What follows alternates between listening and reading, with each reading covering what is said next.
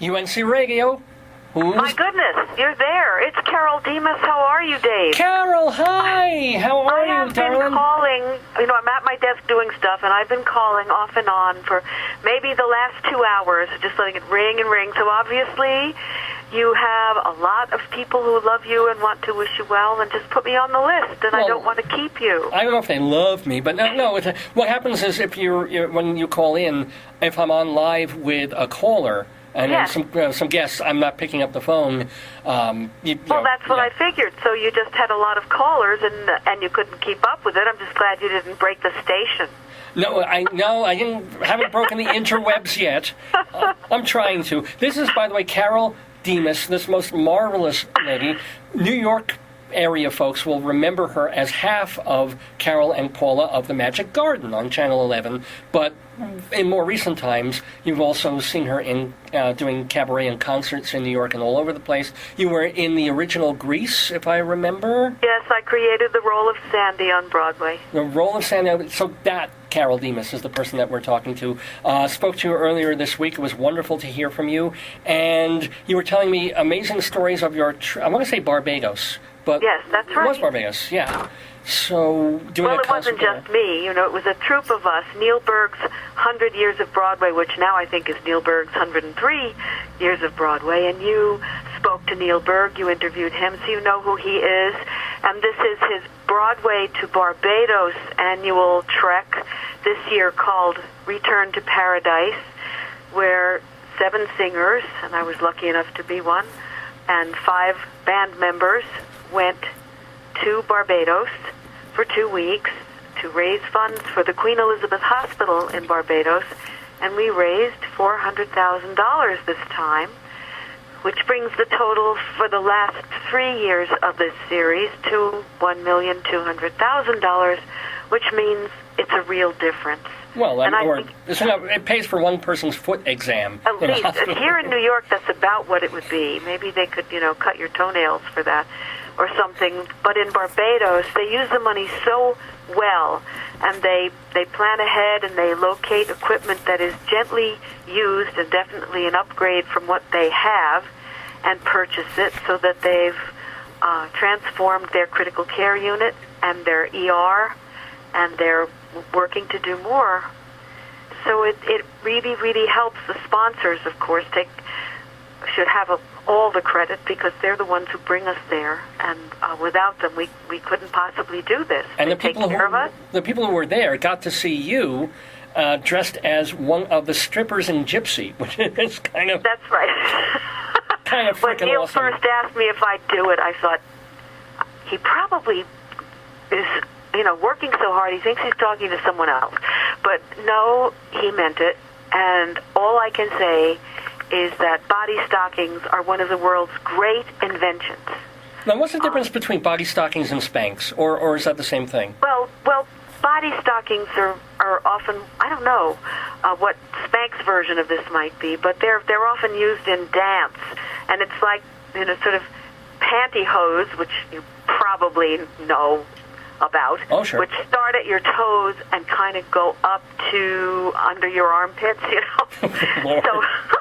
it just covers the whole body and sort of it holds you together nicely. I'm not very big anyway, but it's not just what you weigh when you're almost 75, which is where I am. It's sort of a matter of how much muscle tone you've still got, and that little number, which comes out of a small envelope and looks like a handful of nothing, and stretches to cover you that whole long way, and it does kind of pull you together nicely. And the costumer was extremely compassionate and understood that none of the 3 of us really wanted to be bare-bellied, so started us each in a small leotard, metallic leotard. And were you Tessitura, was it? Yes, I did Tessitura.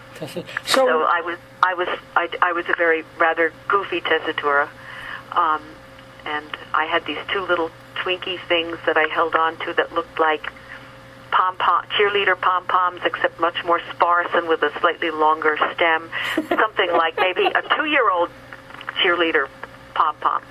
Anyway, and so I could wiggle them in various places and wiggle them at people in the audience, which was distracting and to my own benefit, really. I just hope people are capturing this on cell phones. I just hope somebody was filming this. So like somewhere. My husband has been posting stuff on my long dead Facebook page, which was started, some time ago, and when I realized how long it takes me just to answer the Magic Garden fan mail and deal with our bookings and the concerts and things that I do, I thought, if I get into Facebook, it's going to be the end of me. I will be seated with my rump in a chair, for every day, all day.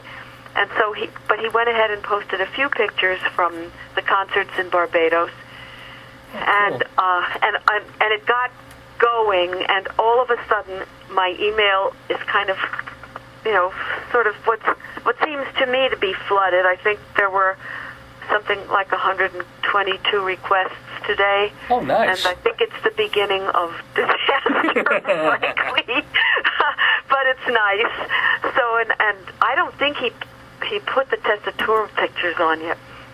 I think mostly because every time I looked at them, I thought, why do they always seem to catch you in the middle of a bump?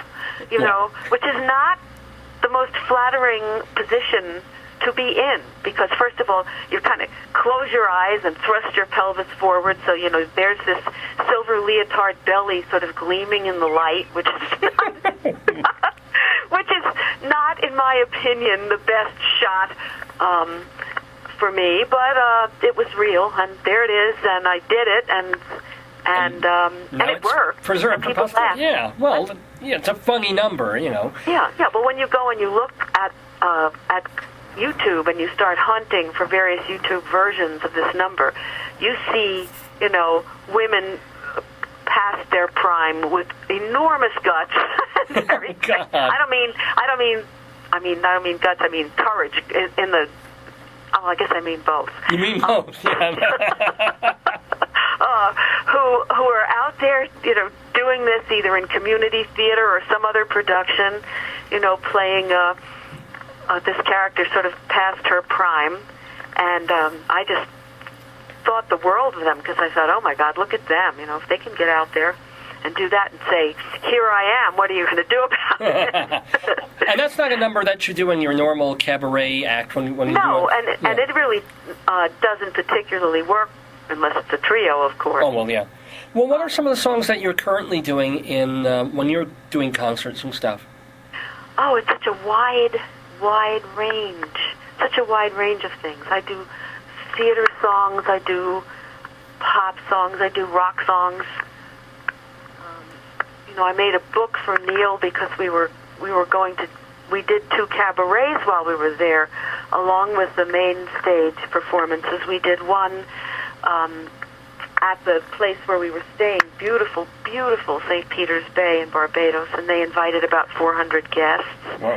And so we sang for St. Peter's Bay, and then we also one morning went to the yacht club in Barbados, where they had a kind of light breakfast coffee thing for the elderly and for highly disabled children, and for some people who were in rehab, and hopefully we gave them a chance to think about something else for a little while. And there were about 400 people who came to that. And so that's basically my entire listening audience right there. The elderly. I don't think so.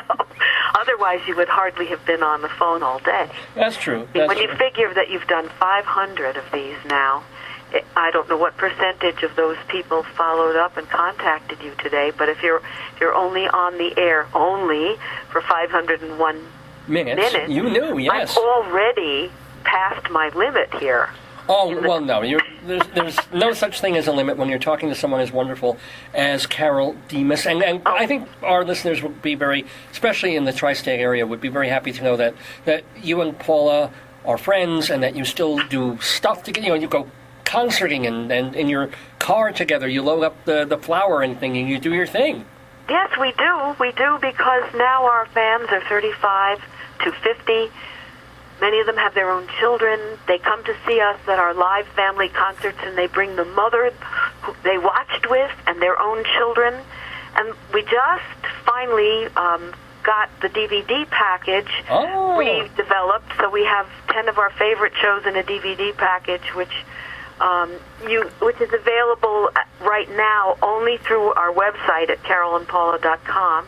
But, orders are coming in, and people say they're ordering it for themselves because they want to see it again, but they also think about their kids, and they'll say something like, my kids are so jaded, they have so much media thrown at them, I don't really know if they would be interested. But many of them write to say, I'm so delighted to see that my children love what I loved. It's so classic and timeless, and we're all watching it together, and they're watching it again and again. So I don't know what that says about children today exactly, but I think it's an indication of the fact that they haven't changed quite as much as we think they have. Yeah, I think half the time they want to be incredibly, every 10-year-old wants to be a 50-year-old or a 20-year-old, and every 10-year-old is still a 10-year-old. You just catch them at different times of the day. Right, although 10 starts to be a little older, than most of our fans were when they watched. But except for girls. Girls watched longer than boys, because boys, need to get into superheroes and other stuff like that. And Paula and I did not fly around with capes, so I'm sure they lost interest in us earlier than the girls did. But, kids just kept coming along, and they watched for 3 or 4 years, and then they moved on. So in the 12 and a half years that we were on the air, a lot of children spent time in the Magic Garden, and now they write and they say, it was such a safety zone. It was a place where I was entirely at peace, and I felt so safe, and I felt like I was visiting you for that span of half hour, as though we were all together as friends, which is really exactly what we aimed for, because it was in real time, and it was not heavily scripted. It was only outlined, and we just kind of took off from there. It really was a visit. So now that we have been friends for 60 years, Paula and I, because we met in high school when we were 14, we celebrated that last fall with shows based on a friendship theme. And we had a lot of fun with it, and a lot of people turned out. And you know what's really cute? What? And something that it still just makes us laugh. It's so sweet. When we meet people on the street, perhaps I should preface this by saying that we had a wonderful song in the show called the Hello Song. Okay. Divinely simple, easy to remember.